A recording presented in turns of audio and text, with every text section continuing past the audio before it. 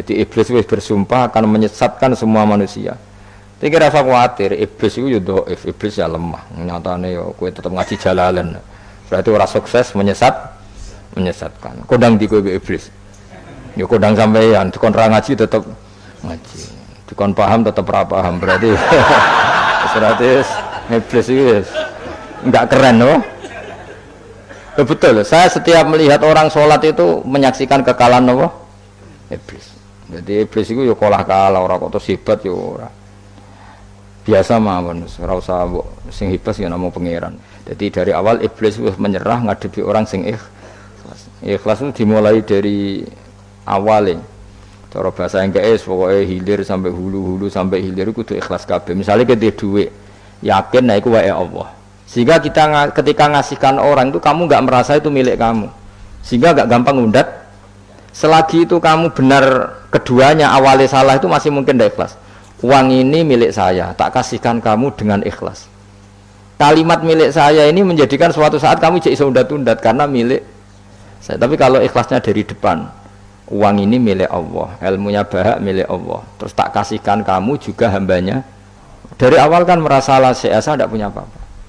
Tapi selagi saya ikhlasnya hanya separuh, ilmu saya tak kasihkan kamu karena Allah, berarti masih potensi enggak ikhlas ya. Jadi kalau ngelatih ikhlas itu harus dua-duanya.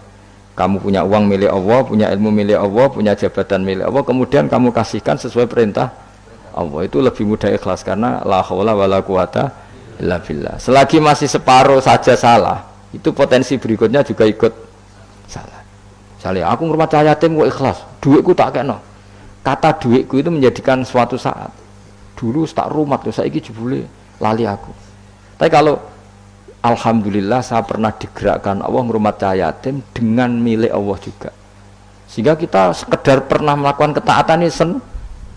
Nggak penting berikutnya anak yatim ini nanti peduli kita apa enggak, nggak penting. Itu ikhlas ya. Ikhlas itu sesuatu yang semuanya lillahi ta'ala ya. Inna sholati wa nusuki wa mahyaya wa mamati lillahi rabbil alamin. Itu iblis menyerah kecuali hamba jenengan sing ikhlas. Quran itu memperingatkan orang supaya dari tidak soleh menjadi soleh, sementara malaikat mesti nawa soleh, jadi nggak perlu diperingatkan dengan apa Quran. Tapi niki pendapat Imam Suyuti. Banyak ulama yang mengatakan malaikat pun butuh Quran karena untuk tasrif, untuk satu kehormatan.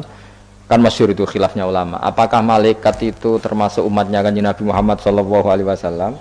Ada ulama yang mengatakan cara pandang Nabi diutus itu untuk mensolehkan yang tidak soleh atau mensolehkan yang potensi tidak soleh. Kan orang itu ada dua, ada yang memang tidak soleh disolehkan, ada yang potensi tidak soleh, sebetulnya sudah soleh tapi potensi juga tidak soleh terus disolehkan.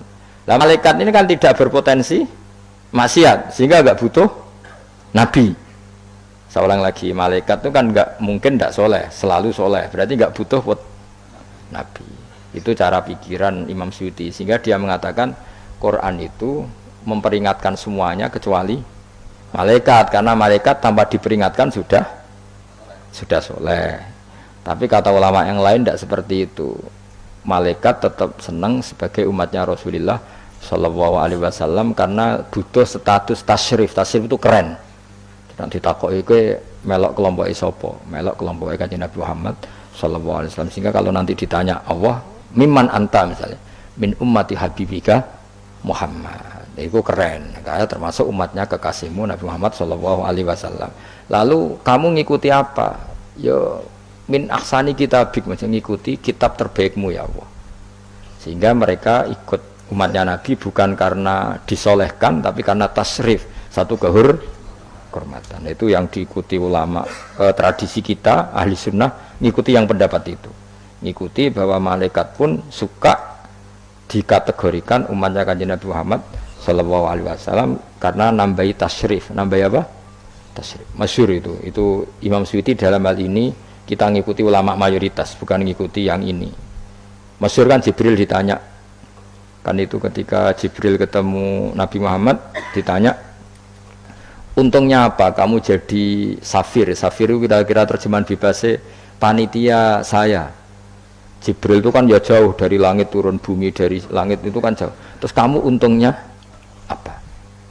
Karena Jibril itu tahu betul peristiwa yang pernah dilakukan Allah, yaitu kayak apa malaikat yang di langit bisa diusir karena kesalahan tertentu, malaikat yang sok suci kayak siapa itu Harut Marut juga dihinakan seperti itu. Dan Jibril tahu betul Allah itu yaf'alu ma yasha. Jadi yang sekarang malaikat bisa aja jadi pokoknya tahu betul Allah bisa melakukan apa saja. Karena Jibril tahu betul Allah karena dia ketua malaikat. Kan kita tahu misalnya ada sejarah siapa? Harut Marut dari malaikat menjadi hina seperti itu. Terus Jibril akhirnya tanya. Ya sudah, Jibril punya terus ditanya Nabi, kamu untungnya apa setelah jadi safir saya, jadi panitia yang ngurusi wahyu.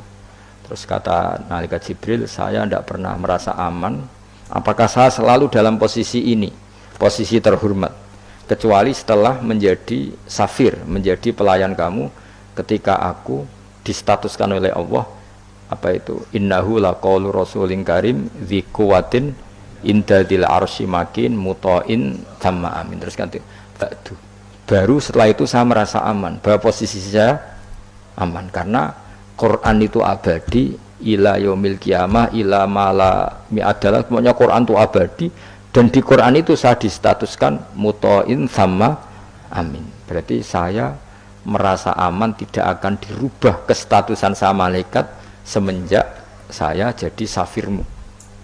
Intinya Jibril juga mendapat kehormatan karena ngitmai Quran. Paham ya? Makanya kita di sini mengatakan ini pendapat Imam Suyuti, tapi hampir semua ulama berpendapat apa? Malaikat pun ikut mendapat berkahnya Kanjeng Nabi Muhammad sallallahu alaihi wasallam. Jenenge napa? Berkah tasrif, napa berkah napa? Tasrif. Jadi punya status kehormatan. Lah yang dikatakan Imam Suyuti itu murni logika. Murni logika tadi. Yang namanya Quran itu memberi peringatan supaya enggak soleh menjadi soleh, dan malaikat tidak butuh itu karena sudah selalu soleh ya. Jadi itu logika saja, tapi kita berkeyakinan malaikat pun butuh tapi untuk kehormatan.